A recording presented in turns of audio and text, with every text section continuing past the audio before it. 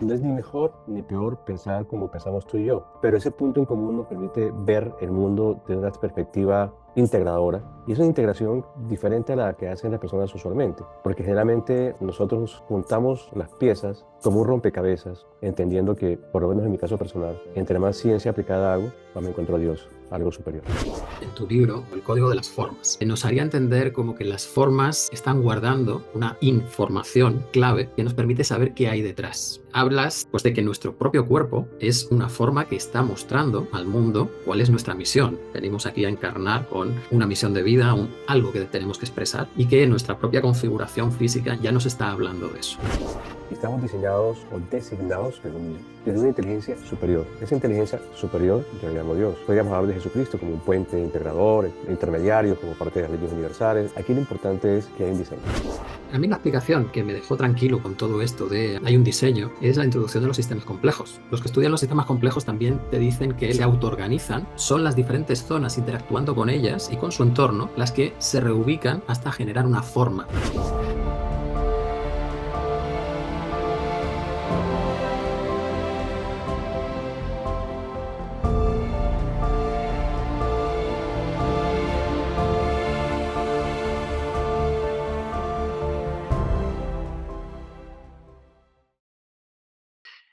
Bienvenidas, bienvenidos a una charla que voy a tener con el doctor Eduardo Insignares Carrione, al que conocí de una manera pues así causal, ¿no? Porque al final empecé mi curso de iniciación a la holosofía y ese término es el que resonó entre nosotros. Eduardo me saca unos años, así que realmente sería como el maestro o el alumno que encuentra a otro maestro. Y me ha enviado este libro, El Código de las Formas, y pues simplemente echándole un vistazo a lo que es el índice, ya lo siento como un encaje, como una pieza más que encaja dentro de este todo que es la holosofía, ese término que compartimos Eduardo y yo, que sería como el darnos cuenta que vivimos en un único sistema, pero tan maravilloso, tan grande, tan increíble, que lo puedes mirar desde mil facetas, desde mil ángulos, y aún así sigues encontrando la conexión que hay entre todas sus piezas. Entonces, lo primero es darte la bienvenida, Eduardo, y pues ofrecerte pues esos primeros minutos para que te puedas presentar como tú prefieras. Muchísimas gracias, mi querido Paco. Ha sido todo un encuentro maravilloso el conectarnos o tal vez reconectarnos. Y me llamó muchísimo la atención cuando encontré el término holosofía, porque desde esta visión vamos a encontrar seguramente muchos elementos en común. Y esos elementos en común son eh, maravillosos porque nos hablan de un universo de posibilidades de comprensión de la vida, de quienes somos, e incluso de universos diferentes. Cuando yo dimensioné el concepto de filosofía, lo hice y lo presenté por primera vez en el año 2000. Recuerdo mucho y tengo las unidades temáticas, intentando construir un modelo de comprensión desde la ontología, de la razón de ser, e intentando unir las diversas formas de ver el mundo y el universo en digamos, un saco común. Y por eso era el nombre de filosofía. Eso fue lo que me llamó muchísimo la atención porque, digamos, no es ni mejor ni peor pensar como pensamos tú y yo, pero ese punto en común nos permite ver el mundo desde una perspectiva integradora, y es una integración diferente a la que hacen las personas usualmente, porque generalmente nosotros juntamos las piezas como un rompecabezas, pero ese rompecabezas, yo siempre he dicho, mire, es como tener una mosca, y vamos a estudiar las partes de la mosca. Entonces cogemos partes de la mosca, las separamos y luego las reunimos. Eso es como un rompecabezas. Pero eso que está ahí no es la mosca viva. Hay algo que le da vida a esas partes unidas de la mosca. Y eso que le da vida a esa mosca, es lo mismo que le da vida al conocimiento, que es un conocimiento transformador. Eso que da vida, para mí era en su momento la holosofía, que compartimos contigo. Igual se ha ampliado un poquito ese concepto en otras áreas, se ha aplicado más en la parte científica también. Y hemos perseguido todo este tiempo, creo que sin haber hablado tú y yo mucho, esa conjunción entre ciencia y espiritualidad, entendiendo que, por lo menos en mi caso personal, entre más ciencia aplicada hago, más me encuentro a Dios, algo superior.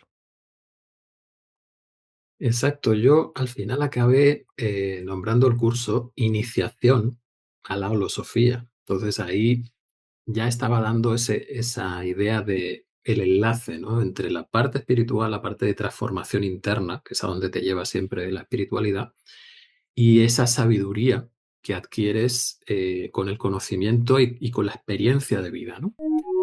Eh, Me ha parecido muy interesante en tu libro que, pues ese título, por ejemplo, El Código de las Formas, que nos haría entender como que las formas están guardando una información clave que nos permite saber qué hay detrás. Es como que cuál es su destino, cuál es su función. ¿M? Y en el libro hablas pues de que nuestro propio cuerpo es una forma que está mostrando al mundo, pues, cuál es nuestra misión, ¿no? Tendrías ahí como ese enfoque. Venimos aquí a encarnar con una misión de vida, algo que tenemos que expresar y que nuestra propia configuración física ya nos está hablando de eso. Coméntanos un poquito más. Te cuento cómo empezó todo este proceso. Yo en los años 90, al principio de los 90, ya veníamos construyendo desde hacía unos 12 años un modelo conceptual teórico en la medicina integrativa, intentando explicar cómo actuaban las medicinas y intentando construir un modelo explicativo posible, porque no había un modelo explicativo posible realmente sólido. Y en ese proceso, obviamente me di cuenta que más allá de cambiar el mundo y de presentar formas de ver al mundo, lo primero que tenía que hacer era un trabajo conmigo mismo personal y trabajar con mis limitaciones. En ese momento, en el año 95, 96, dentro de ese proceso de búsqueda, fui a un seminario de viajero, se llamaba El Viajero Interior, y tenía por objeto hacer un conocimiento de sí mismo. Ahí encontré una herramienta de las varias que utilizo, que es el enneagrama. Cuando yo estoy en el proceso del seminario, encuentro en una lectura, o sea, escrito en documentos, una descripción casi que literal de mí. Es decir, yo estaba siendo reflejado de forma escrita en unas páginas. Dice, pues, ¿cómo va a ser posible que me estén indicando, describiendo mis características en la parte psicoemocional o características de la personalidad, como llaman los psicólogos?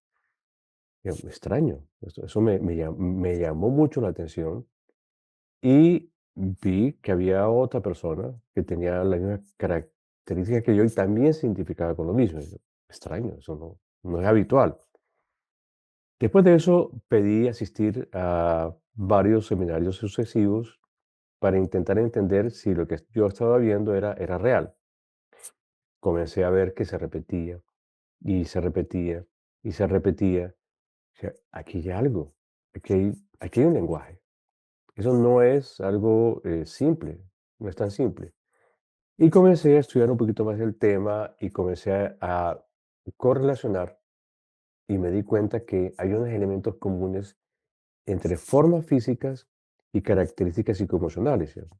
Esa correlación, digamos que no es tan habitual, no está descrita claramente en la literatura, así con mucha claridad. Comienzo a observar y encuentro unos arquetipos, entre comillas, comunes. Y bueno, extraño, pero vamos a ver si esto es real. Comienzo a verlo en mi consulta. Yo veía casi 40 pacientes diarios en mi consulta médica privada como médico especialista en medicina integrativa. Y comienzo a observarlo y observarlo y observarlo. y comienzo a ver las diferencias de la clasificación según de la clasificación de la arquetipología energética según poniéndole un número, un nombre, en este caso un número, del 1 al 9. Y correspondía más o menos, yo, aquí hay algo mucho más que esto. Entonces comencé a investigar en la historia y comencé a encontrar que desde ya en la época de hace mm, por ahí unos 2000 y pico de años, empezaron a presentarse algunos autores, por ejemplo, Alberto Magno de 1100 o más o 1050, tienen libros escritos sobre las posibilidades de la relación entre las formas y ciertas conductas y demás, pasando luego por Lombroso, el famoso italiano que quería describir las formas físicas con base en ese punto de, de cuál tipología del asesino, eso era muy la parte de derecho, tenía unas características físicas. Eso realmente no prosperó. Luego estudié todos los artículos y libros que habían sobre, que intentaban hacer una correlación entre las formas físicas o ciertas características y características tipológicas de la psicoemocional, pero no había una consistencia. Había relaciones interesantes, pero no había una consistencia, ni digamos una plantilla que obedeciera a leyes universales. Y yo estaba buscando algo que fuera común a todas y que lo explicara desde una perspectiva casi que matemática. Me encontré con Galileo Galilei y encontré una frase que para mí fue muy reveladora, fue como iluminadora, y fue que todo en el universo es matemático, aparte de que todo es mental, es matemático, y que en la comunicación el lenguaje matemático se expresa en un lenguaje geométrico. Es como decir, yo quiero expresar una idea cuando yo digo A o B o C y tiene unas formas. Cuando yo junto esas formas con el significado individual, construyo un lenguaje que luego comprender. Eso está implícito en las formas corporales también, aparte de todas las formas de la naturaleza. Comencé a investigarlo, hice una investigación fuerte de casi 9000 pacientes. Presenté esos resultados en un congreso en Chicago en el 2008, 2009 aproximadamente, y comencé a ver esa relación muy, muy fuerte, Paco, bastante fuerte, y tanto que entré como profesor de diseño industrial en la Universidad Jorge Tadeo Lozano en Bogotá. 2 años estuve ya dictando la cátedra de biometría y ergonometría para yo intentar entender cómo diseña el ser humano. Entonces, digamos que tuve que estudiar cómo diseña el ser humano para entender el diseño del universo en nosotros, presente en nosotros. Y eso cambió mi vida, porque Mm. me dio una perspectiva muy diferente de mí mismo.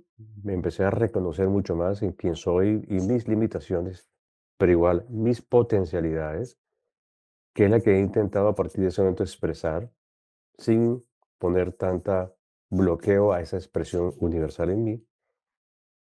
Eh, y a partir de ahí pude reconocer eso en mis pacientes, ayudar más todavía a mis pacientes, a ayudar más a personas, a muchas personas de diversas maneras. Y entendí que me correspondía tender un puente hacia lo superior, a religarme, no exactamente de una religión. Podía ser la católica, la cristiana, la musulmana, la judía, no importa, eso es individual y da igual. Lo importante es religarnos con algo superior y por eso Mm. comencé a construir los puentes entre ciencia y espiritualidad. Nos has hecho un paseo por un panorama tremendo. Has ampliado el mundo.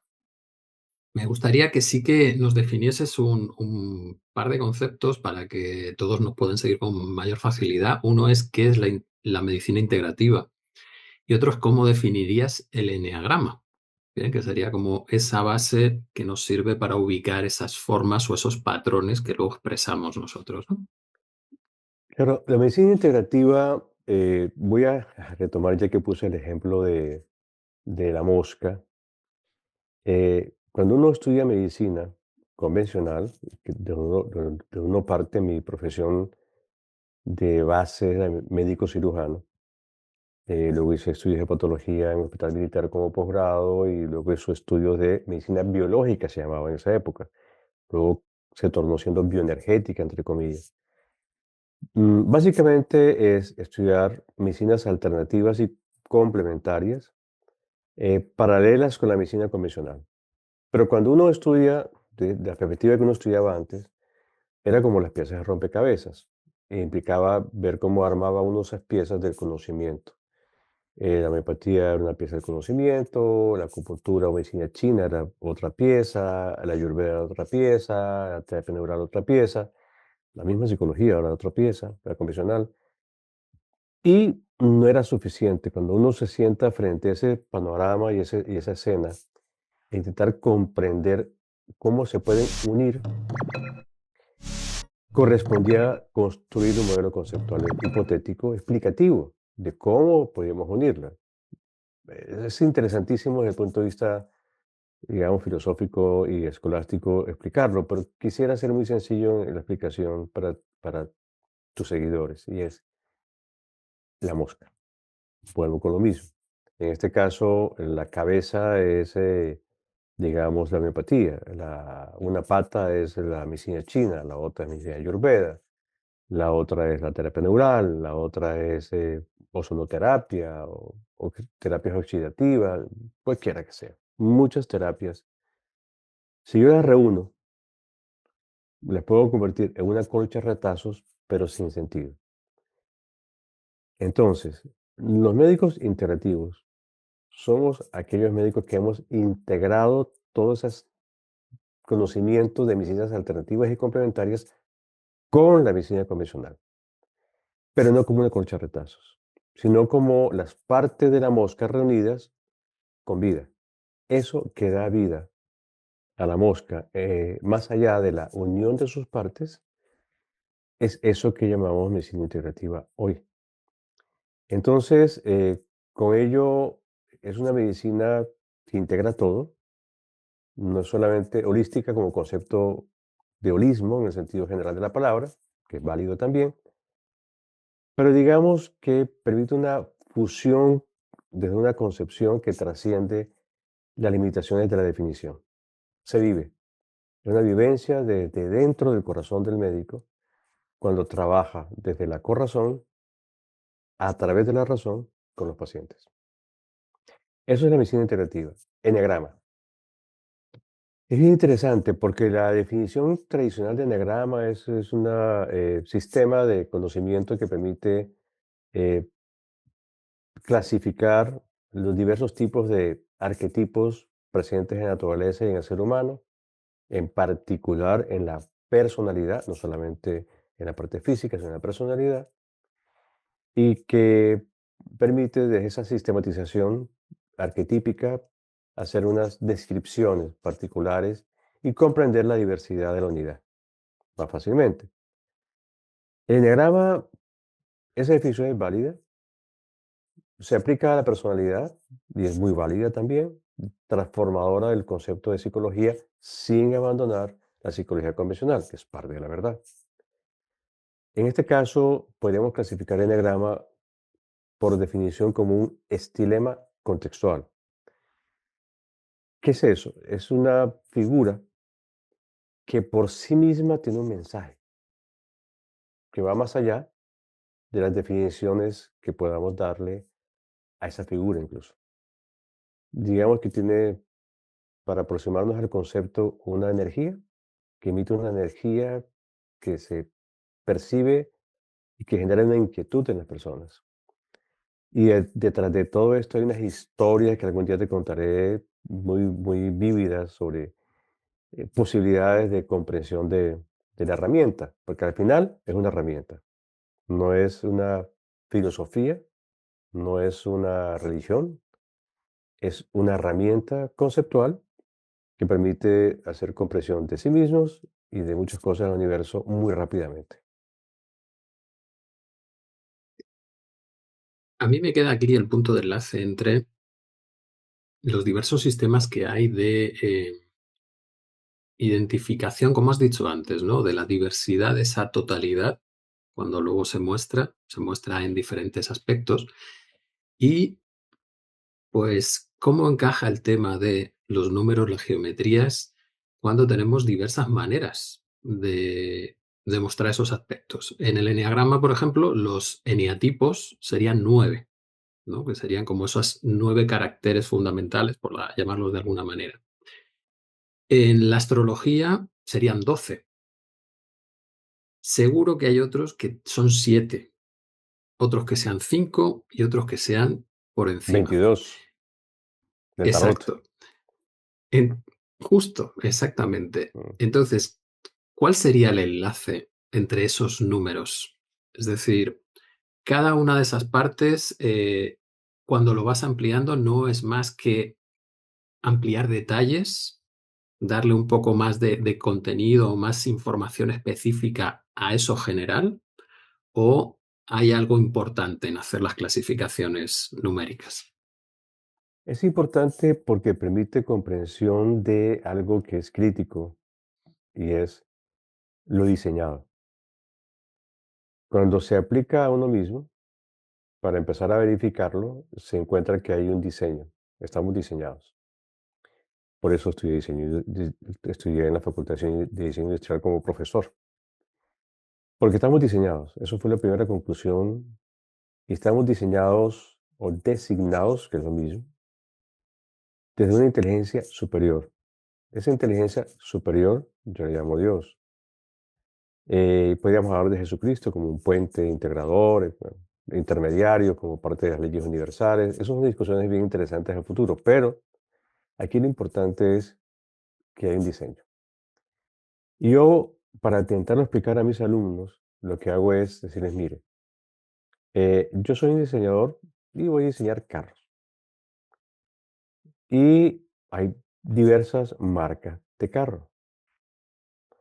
Tengo Mercedes, tengo BMW, tengo Peugeot, tengo Citroën, tengo SEAT, tengo Ford, tengo cualquier cantidad. Pero digamos que voy a decir que tengo solo, para efectos de la comprensión pedagógica, tengo solamente 9 marcas de carro. Y yo soy una de esas 9 marcas de carro. Punto. El Mercedes-Benz está diseñado como Mercedes-Benz y uno lo reconoce inmediatamente. Solo con el logo ya uno lo reconoce. Pues si no tuviera el logo por la forma, si uno es mecánico, no lo reconoce. Yo puedo tener frente a mí dos Mercedes-Benz iguales, igualiticos, en color y todo, la misma línea, etcétera. Y tienen el mismo motor, las mismas llantas, la misma sistema eléctrico, la misma mecánica en general, más son dos unidades diferentes, no son iguales. Son dos unidades completamente diferentes y cuando ruedan en la vida, donarán diversas características que les serán propias a cada uno de ellos. Tomemos ese ejemplo pedagógico para los seres humanos. Nacemos como con una marca energética, marca de carro. Soy un carro y al entenderlo, si soy un vehículo automotor, eh, podría ser o un jeep campero o un camión grandísimo de transporte de carga, o podría ser estilo de los Piaggio de 3 llantas, es decir, o un barco o un avión de transporte. Entonces, digamos que al yo reconocer mi diseño, me permite entender para qué estoy diseñado. En el caso de muchas personas que yo veo, sobre todo los trabajos que hacíamos en los seminarios Despertar, encontrábamos que muchas personas habían perdido el norte, porque una de las cosas que uno le corresponde entender es que estamos diseñados con un propósito, que estamos diseñados por un ser superior o una inteligencia superior y que humildemente nos corresponde aceptar ese diseño para el cual fuimos hechos expresarlo sin limitaciones y sin bloqueos para que las cosas del universo y de mi vida fluyan armónicamente. Entonces, cuando yo tengo claridad de mi diseño, cada uno de los números del eneagrama te permite, debajo de ese número, no somos un número. Ese es el primer error del eneagrama, cuando se trabaja con las personas. No somos un número. Pero las características debajo del número sí. Cuando yo trabajaba con Claudio Naranjo directamente, trabajé en España, trabajé en Argentina, en Estados Unidos con él. De hecho, era su representante en Colombia en su momento. Yo intentaba entender cómo Claudio había trabajado en la construcción de los modelos psicoemocionales del eneagrama, que eso fue un aporte de Claudio Naranjo como psiquiatra, como médico psiquiatra. En paréntesis, la marca energética de Claudio Naranjo es la misma que la tuya y que la mía. Es decir, estamos diseñados para el conocimiento, pero no estamos diseñados para llenarnos de libros, como hacemos siempre, y lo que hicimos muchos años en la vida, sino que para que a través de nosotros atraviese un conocimiento que transforme la vida de otras personas. Pero no es un conocimiento nuestro, ni es nuestro merecimiento. Es un conocimiento que viene de arriba y que permite servir y ayudar a la comunidad en la que estamos. Ese es el servicio que tenemos y que nos corresponde hacer. Entonces, desde esa perspectiva, comenzamos a entender mejor lo que era el eneagrama y su aplicación práctica. Comprendimos que así como hay un planisferio cósmico de nuestra vida que hemos de recorrer, el primer punto es nuestras características individuales. Y lo veíamos pedagógicamente como un código de barras. Digamos que el gran grueso, la barra gruesa del código de barras, es nuestra estructura energética arquetípica. Por eso le damos arquebiotipos, porque técnicamente, y algún día lo hablamos, Paco, no es ni biotipología, no es fenotipología, no es ninguna de las definiciones habituales, no es somatotipo, eso no cabe dentro de esa clasificación. Por eso le llamamos una especie de arquetipología o arquebiotipología o arquepsicobiotipología, pero es arquetípica fundamentalmente la clasificación que hacemos. Dentro de esa barra, entonces, esa arquetipología cabe como un ancho importante del código de barras. Pues el resto de segmentos del código de barras que permiten entender ese planiferio cósmico, porque me permite entender cómo estoy construido, me permiten más o menos visionar cuáles serían las características de mi camino de vida. Pero mi camino de vida es mejor comprendido en la dinámica de ese camino de vida en su proyección a través de las otras barras del camino, la astrología, bueno, o cualquier otra acepción que quieras colocarle, a través del árbol de la vida, a través de los 22 caminos del tarot, a través de la escarabajo sagrado egipcio, que tiene unas connotaciones aplicadas aquí. Pero más allá de todas esas consideraciones que son posibles explicaciones a la final, lo importante aquí es, al simplificar el concepto de ser un ser diseñado con propósito, permite que uno pueda estar más al servicio de lo superior en función de servirle más a la comunidad en forma general, pero no para mí, para cumplir lo que está diseñado desde arriba. Estás tocando un tema que es polémico, que es el del diseño, ¿bien? Correcto. Que yo lo enlazo muy directamente con vivencias que se tienen, ¿no? Si tú has tenido pues, una infancia, un desarrollo en el que has necesitado mucha seguridad, pues que todo esté organizado, que te estén diciendo que no te preocupes, todo tiene una lógica y todo va a funcionar, pues te deja bien. Pero si has estado en un entorno en el que has estado muy reducido, te has sentido coartado, necesitas libertad. ¿Tienes? Como esa sensación interna. Y claro, cuando hay explicaciones de ese estilo, pues entonces la llevas al extremo, por supuesto, y te vas al punto de la predestinación. Pues entonces todo está hecho y ¿qué pinto yo aquí, no? No. Esto me enlaza luego con el Tao, que es la otra explicación que sale un poco de esa terminología que se asociaría más o sea, la visión cristiana, ¿no? De ese diseñador inteligente, mientras que el Tao te dice, no, es una energía a la que no le puedes poner nombre, es algo sin nombre, pero que sí que da una dinámica a las cosas, armónica, y si tú te armonizas con ese movimiento, todo es fluido. Aunque tú puedes armonizarte o no, esa ya es tu Claro. decisión, ¿no? ¿Cómo ves tú la reacción de la gente cuando transmites ese punto de, a ver, hay un orden, pero luego ya depende de ti el caer en los extremos, el pelear con el orden o no hacer nada y creer que el orden es el que te va a llevar en toda la vida y ya está? Eso es bien interesante porque hay mucha resistencia y negación. Eh, la gente cree que tiene completa libertad para hacer lo que quiera hacer, para hacer como quiera hacer, para hacer un camino como lo quiera hacer. Es posible que eso sea cierto.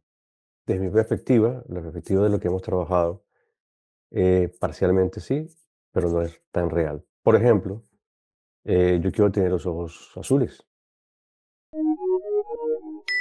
y me gustaría medir 2 metros de altura y de pronto tener muchísimo pelo.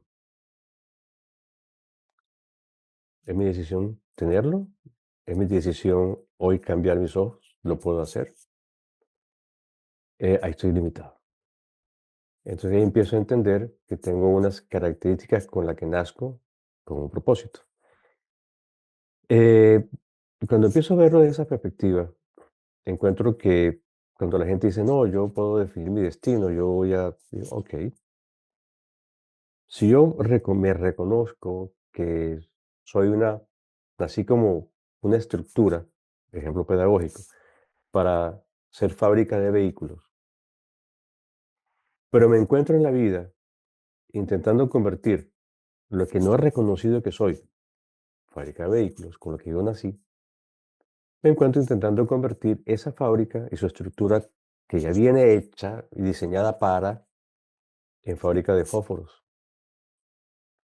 Entonces, ¿cuánto desperdicio hay de tiempo, de posibilidades, de desviación de mi destino real y de mi misión en la vida cuando no comprendo para qué estoy hecho?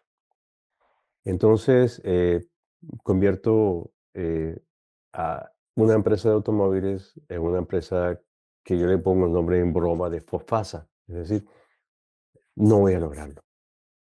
O si lo logro, será con un sacrificio que a la final no es mi destino. Porque, ahí viene un porqué bien interesante. Tengo una libre albedrío, pequeño y relativo. Como si yo tengo libre albedrío de hacer lo que yo quiera. Cámbiate los ojos, cámbiate el color de tus ojos, naturalmente. Tu estatura, cámbiatela. O tú tienes libre albedrío de cambiar el curso de Marte. Ve y hazlo. A ver si tienes la posibilidad de hacerlo. Hay que reconocer nuestras limitaciones en general. Cuando uno hace esta consideración sobre quién es uno y para dónde va, recuerdo las palabras de un maestro de la India que me decía, muy bien, hijo, imagínate que nacemos desde una estructura que tenemos con un destino. Entonces tú te montas en un barco, el barco tiene un destino, parte de un puerto cuando naces, ahí te montas y vas a un destino. Entonces vas a ir no sé, de Valencia en España vas a ir a un puerto griego. Y está definido esa ruta y te montas con ese destino.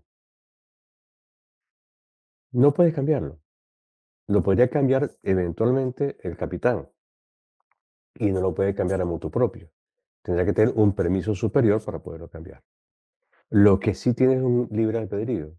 Tú puedes dedicarte a limpiar los pisos o a ser el capitán. Ese es tu libre albedrío. Pero tu destino está marcado. Está planificado en ese planiferio cósmico que tenemos. sé humilde en aceptarlo, sé humilde en cumplirlo. La primera etapa de la humildad establece reconocer quién soy, para qué estoy, al servicio de quién estoy. Yo no estoy al servicio de mí mismo, yo estoy al servicio de algo superior, humildemente. Por eso es importante reconocerlo de manera muy sencilla. Y también cuando entramos en estas consideraciones, les pongo a mis estudiantes una afirmación, les digo, mire, esto es muy sencillo, no es una consideración teórica. Entre más ciencia le pongo a esto, más me encuentro con Dios. Para mí eso es clarísimo. El 97% de los grandes premios Nobel hablan de Dios. El 3-4% no lo hablan, son agnósticos. Porque entre más ciencia hay, más reconocemos algo. Por ejemplo, y hablando de diseños y de constructos, somos un constructo, algo construido. Veamos mis partes. Veamos la parte puramente molecular. Y voy a tomar una molécula que nos compone muchísimo en el cuerpo, como el colágeno. Vemos un colágeno tipo 1. Ese colágeno tiene 1055 aminoácidos en secuencia, es decir, como un código de barras, ¿de acuerdo? Muy concreto. Si tú le cambias en la secuencia de aminoácidos uno solo, un solo cambio, no es colágeno, ¿ok? Ejercicio práctico. Pon 1055 ruedas fiché de lotería, esas que se van manualmente haciendo para que rueden 20 aminoácidos, a ver si aparecen los aminoácidos en secuencia por azar. Yo muevo, muevo, muevo y nunca aparece la secuencia del colágeno tipo 1 allí, azarosamente. Y si le meto teoría de probabilidades matemáticas, es imposible que la secuencia de 1055 unidades de un colágeno sea azar. Es una conclusión matemática. Entonces, se pregunta uno, si una molécula no es azar, los billones de moléculas que nos componen como una unidad son azar. Pero además nos lleva a una visión que es lo que vas a encontrar en el próximo libro del código molecular que sale dentro de un mes. Y es, tenemos tenemos una coherencia absoluta que nos da una armonía como una orquesta. Es decir, nos tocó construir el modelo teórico de teoría de la coherencia cuántica de la unidad del ser humano, para desde la física cuántica y supracuántica llevar a hacer esa integración con la espiritualidad. Porque al final, como te insisto, desde nuestra percepción del trabajo que hemos hecho, estamos diseñados. Cuando me preguntan los psicólogos, que hacemos trabajo como psicólogos, pero es que las personas se forman, que las características de la infancia, digo, no, no, no, no. Las características y el entorno de la infancia están dados para, digamos, trabajar ciertas limitaciones que te corresponde trabajar ya en tu individualidad de ser humano en evolución, pues la estructura no va a cambiar. Porque si tienes esa óptica, si yo cambio la estructura de un edificio, la estructura del edificio no es lo que yo veo, no sus ventanas, es lo que está enterrado, lo que no vemos. Que tumbar el edificio, yo puedo renacer desde mi estructura física. Es decir, yo tengo que reconocer mi estructura, cuál es, hecha para 2 pisos o para 20 pisos. Debo reconocer mi estructura, lo que no veo. Cuando yo reconozco esa estructura, entonces yo comienzo a entender que yo puedo ser modelado por el entorno de una manera que me deforma o me forma. Yo puedo entonces tener una evolución desde mi estructura en degradación o en transformación. Ser un ser humano que llego a niveles de psicopatología en el territorio de la psique o un ser transformado y maestro en vida. Ahí tengo la posibilidad de tener una escualización, pero dentro de mi estructura. No me puedo salir de ella.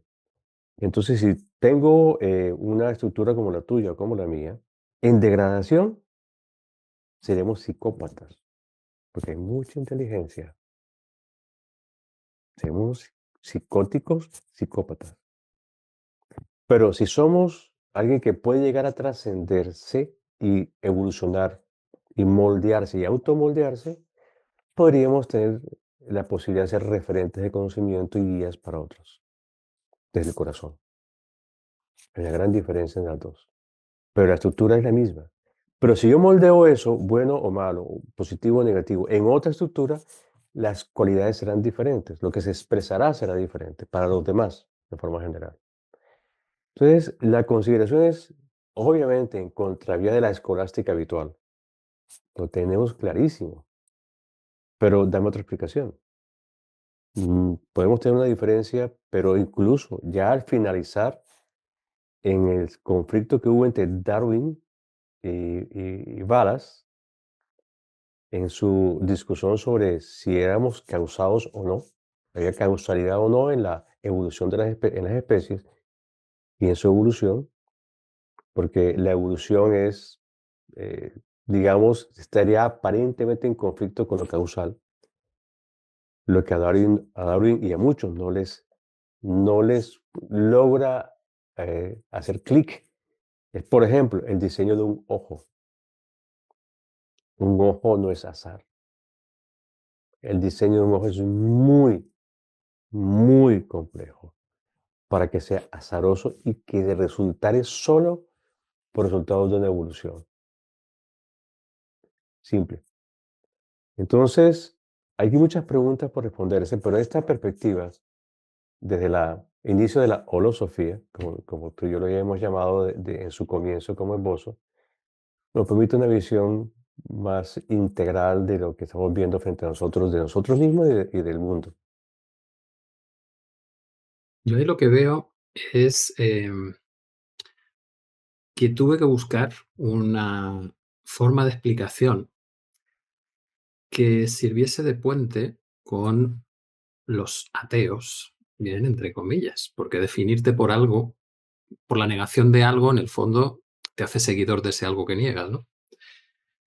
Pues a mí la explicación que me dejó tranquilo con todo esto de hay un diseño es la introducción de los sistemas complejos, porque llegas al punto en el que los que estudian los sistemas complejos también te dicen que los sistemas complejos se autoorganizan sin que haya un rector, sino que son las diferentes zonas interactuando con ellas y con su entorno las que se reubican hasta generar una forma determinada. Entonces, ese punto es el que a mí personalmente, ¿no? Como que me decía, vale, aquí tienes tu punto de libertad.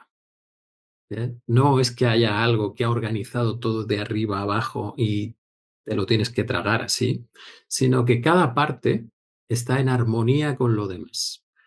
Si tú te permites esa armonía, vas fluyendo y las cosas se van dando. Si te peleas, pues las cosas van fluyendo y se van dando en contra de tu voluntad. ¿Bien? Y eso, pongo el ejemplo personal. Yo, pues empiezo mi carrera de física, todo súper materialista. Yo, pues, hacía física, Mm, pues, para entender el mundo, ¿no? Esa maravillosa mente ilusoria que dices, pues, si entiendes las partículas elementales, entiendes todo lo demás. Muy bien. Que en el fondo es el reflejo de esa visión reduccionista que nos han transmitido. Esa visión de líneas en vez de mallas. ¿Bien? correcto. Porque si no, sabríamos que el azar no tiene ningún sentido, no existe. El azar solo puede existir en un mundo de líneas y de líneas en forma de segmentos, porque cada vez que aparece el azar has cortado la línea y estás generando una nueva. Entonces, yo empiezo la carrera de física, luego hice una tesis en redes neuronales artificiales con sistemas complejos y acabo en la iniciación a la holosofía, en la que cojo todo ese conocimiento e intento darle una conexión a todo. Y luego, pues hace poco me leen la carta natal y dices, mira, tú eres Piscis. Vale, pues una de las cosas que tiene que hacer Piscis es armonizarse con Virgo. Y Virgo es el de la razón pura. Bien, entonces dices, y yo cogí el camino de la razón pura de la física. Y luego pasé por la informática. Bien, hasta llegar al punto en el que cuestionas que la razón te pueda dar las verdades. Y claro, digo, pues sí, yo también pasé por ahí, por la epistemología, y darte cuenta de que toda deducción se basa en una verdad que tú has tomado como cierta, un axioma. Pero ¿quién te dice que esa verdad es cierta? Y de hecho, ahí te encuentras los teoremas de Gödel, ¿no? Que te están diciendo que no lo puedes saber.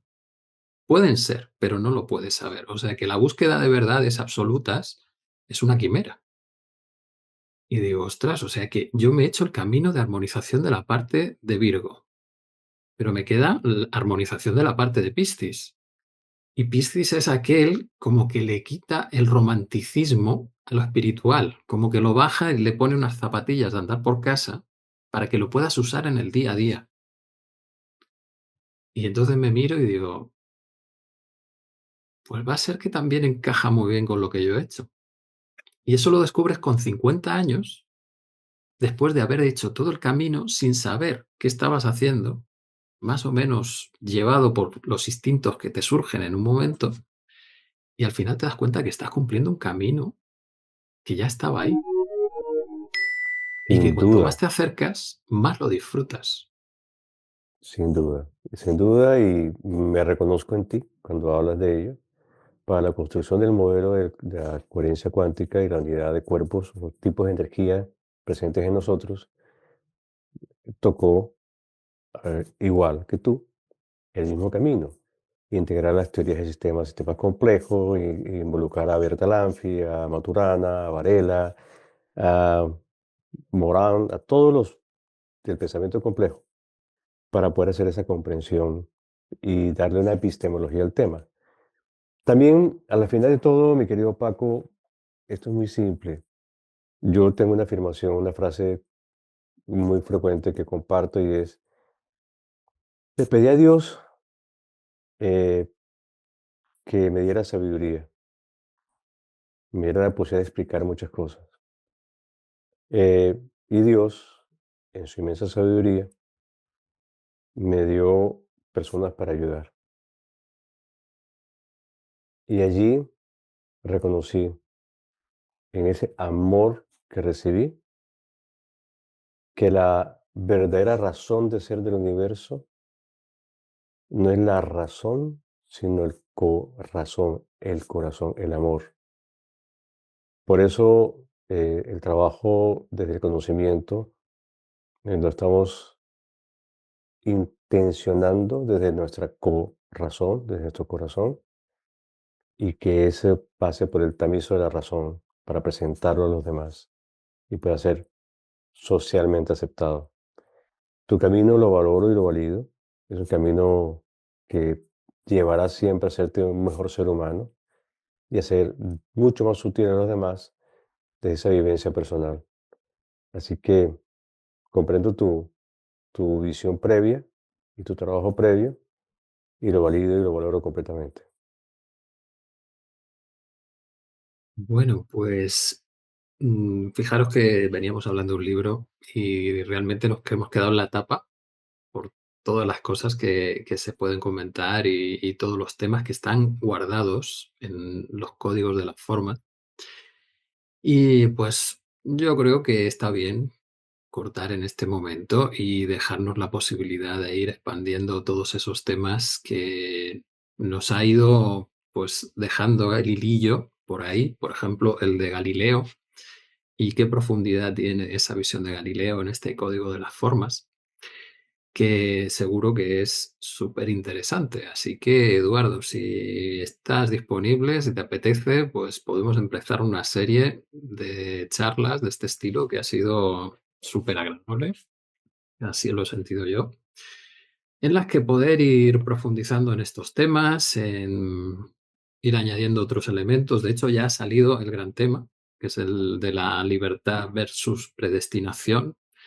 aquello de Parménides y el ser inmutable y Demócrito y los átomos que se mueven al azar y cambian su destino, bien, que al final es lo que mueve todas las discusiones humanas, ¿no? Lo que está detrás incluso de nuestras concepciones políticas, éticas, sociales, y que si vamos viendo que hay un código detrás, pues puede que nos simplifiquemos la vida, porque si intentamos encontrarlo a través de la razón y no teniendo muy claro cuáles son los axiomas válidos, pues al final acabaremos en, no se sabe, ¿no? En el mundo actual que tenemos en este momento. Me parece Pues, muy bien y te puedo decir algo, y es que te agradezco inmensamente tu invitación a acompañarte, porque te lo agradezco habida cuenta que eso hace parte de mi misión. Y como eso hace parte de mi misión, eh, quiero agradecerte por permitirme la oportunidad de hacer lo que me corresponde hacer. Así que para mí es un placer hacerlo y te lo agradezco inmensamente porque es ayudarme a cumplir mi misión personal para Dios. Así que muchas gracias por tu invitación y siempre estaré aquí presente para ti cuando lo consideres. pues nada, ya iremos organizando próxima fecha ¿Vale? y así me da tiempo para profundizar un poquito más en este libro maravilloso y vas a sacar tres en Tres muy breve más. tiempo, que son la continuación de este, la ampliación, cuéntanos.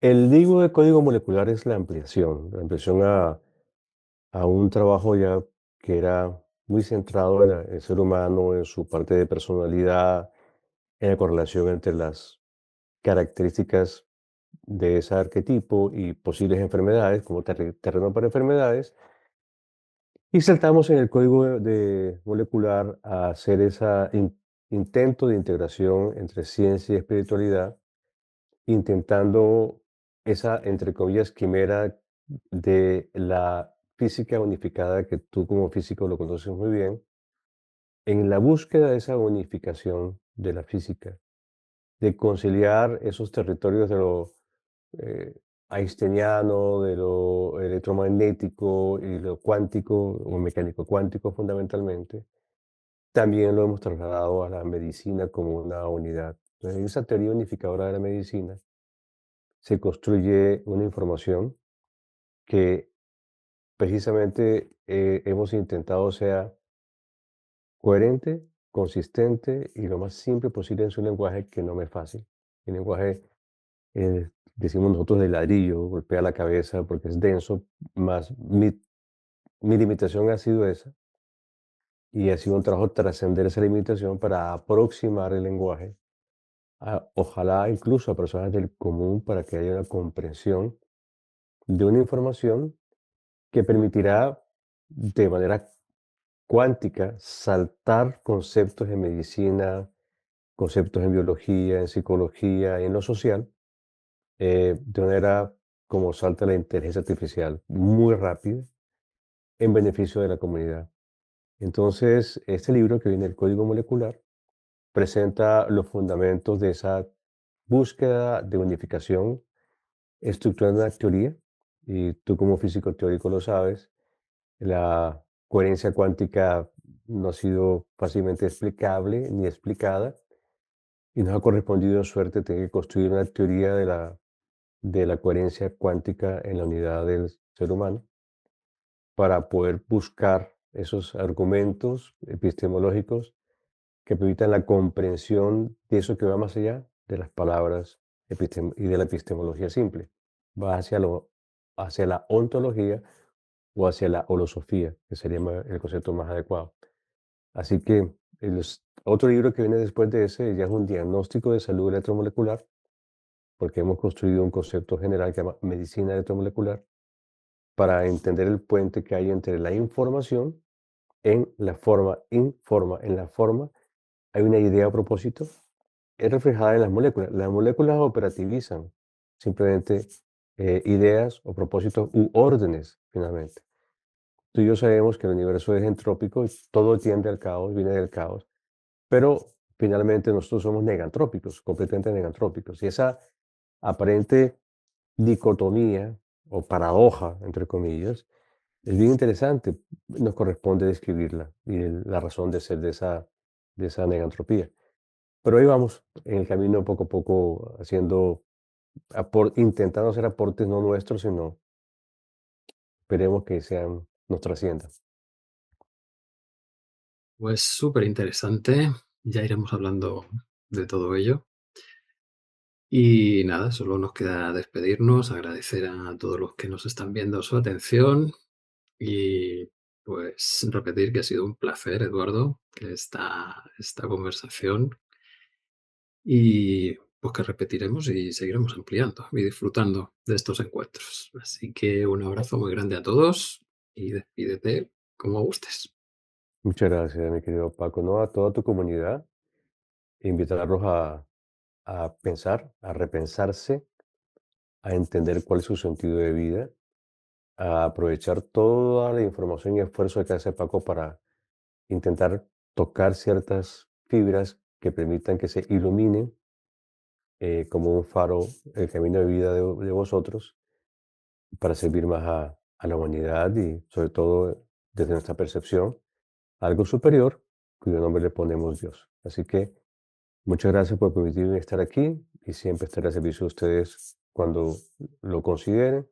Paco, aquí quedo pendiente de un próximo encuentro. Ha sido muy agradable estar contigo y un encuentro maravilloso. Muchas gracias. Un abrazo.